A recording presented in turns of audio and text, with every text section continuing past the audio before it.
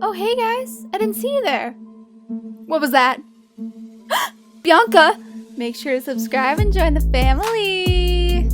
Hey everybody, welcome back to the channel. Today's video is the most requested from my last video where I asked you guys which video you guys want to see next.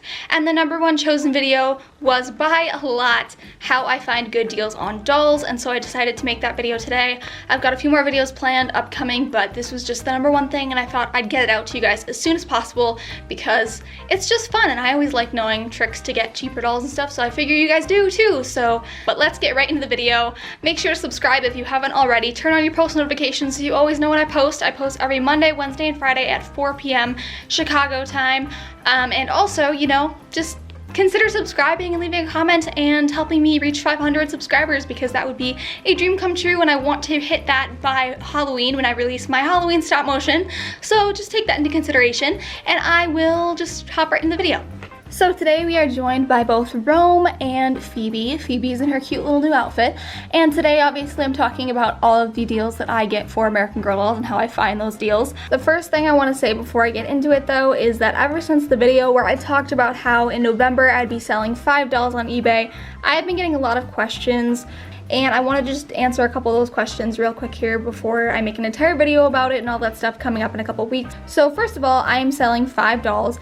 3 of them are retired dolls, and 1 of them is a full-on custom, and the 5th one is a Samantha doll in really good condition. So none of these dolls are going to be going for super cheap prices. I'm sorry if you're looking for incredible deals like $40 dolls, but it's not gonna happen here.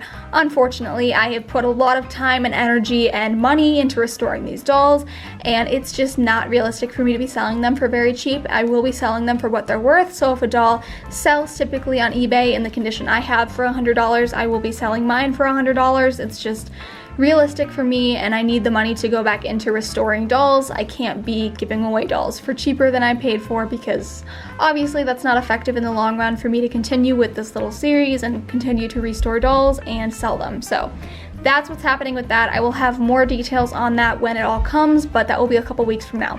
Alright, so the very first question I get all the time is, where do you get all of these dolls for good deals? So there's basically 2 places that I always look, and the first is eBay. That is always my favorite. It's always the best. You'll always find some really good deals there. And the second option is Craigslist. Now Craigslist is kind of scary, so if you don't have your parents' permission and they're not helping you, just don't bother with Craigslist, because it can be scary, especially if you live somewhere that does not typically have American Girl dolls. But eBay is always a great option. So anyway, I get all of my dolls basically from eBay or Craigslist or American Girl. The dolls that I get direct from American Girl are dolls where I can't get them from eBay yet, so dolls like Joss and my Create Your Own. Those are the dolls that I typically will get directly from American Girl, but everything else is pretty much up for grabs for me. And the #1 tip I have for you guys for getting good cheap dolls is, first and foremost, just kind of have a list, like just a basic list of all the dolls that you want.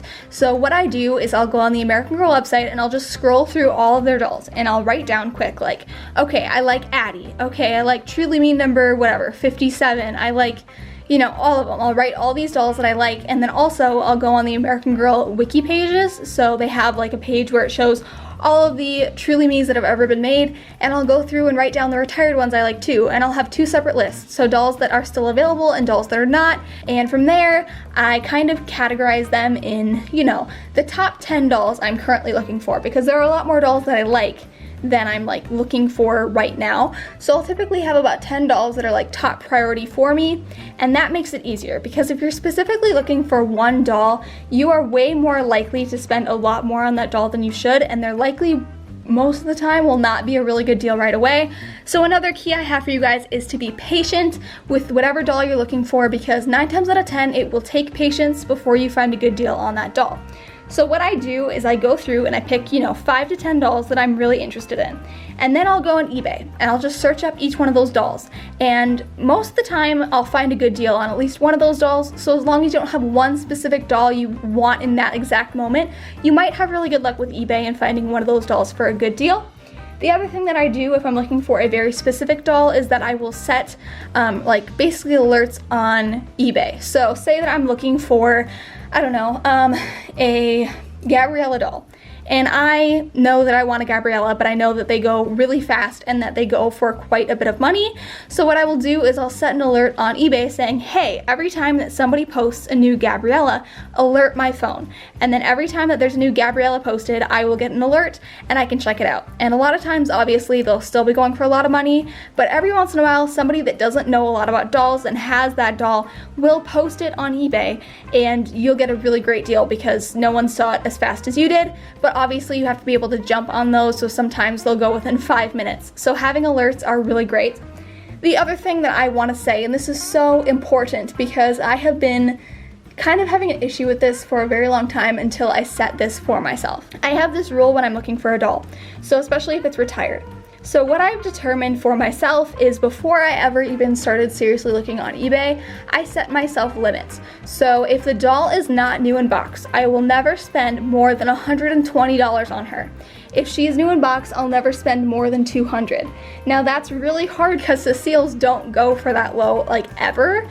But the great thing is if I have that limit set for myself, then I will never spend more than that amount of money, more than I intended to. Because before I had that limit set for myself, I used to go and look at dolls online and I would know, okay, like $120 is a great deal for this doll. But if you keep looking for months and months and you never see it for that amount of money, you start to kind of let that slide in your head, and all of a sudden $120 doesn't seem like that much and you're upping it to $160, and before you know it, the doll that you were intending to spend $120 on, you find one for $230 and you think that's a good deal and you buy it.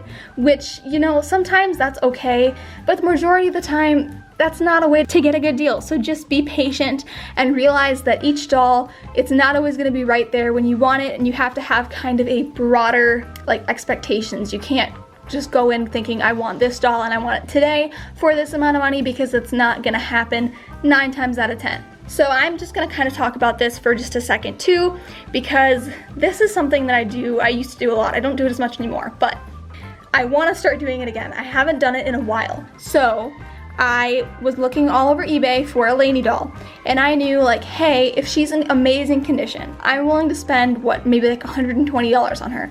That's typically my number for a used doll. I'll never spend more than $120 on anything used. But I knew that if I got a Lainey and she was in terrible condition, I would spend, $60 or less on her. So I did. I found my Lainey for $55, but she was in absolutely awful condition, which people are terrified of. But what I look on the eBay listing to make sure that their body is something that I can fix. So if they obviously have a giant, awful scratch mark all the way down their body or their torso, anything, I won't get that doll. But if it looks like everything's okay except for the hair and the face can be really messed up, I will buy that doll, because most of the time you can actually take that doll and send her into the hospital to get a new head. So a lot of times I have gotten a doll for $40 and then sent her into the doll hospital for $40 and then got back that doll in amazing condition. You basically have a brand new doll in box for $80, and it was a retired doll. Like, I've done this a few times, and that's how I save a lot of money on my dolls. In the past, I have 45 dolls, somewhere around there, and I've never spent more than probably $1,500, which seems like a lot of money, but when you add up the cost of each individual doll being brand new, I have saved a ridiculous amount of money by doing all these tips. So definitely, it works. Now, like in my case with Cecile, it hasn't worked out yet. I've been looking for her for about 6 months straight now, but I do know that eventually it's gonna work out for me because I'm being patient and I have other dolls that I'll get in the meantime, and I'm not upset about not finding her right away. And the final thing that I want to say before I head out for the day is that it's okay to get a doll in bad condition and not send her into the doll hospital. It's okay to get one and just restore them to the best of your ability. I have done that with so many of my dolls, and it typically does work out really, really well.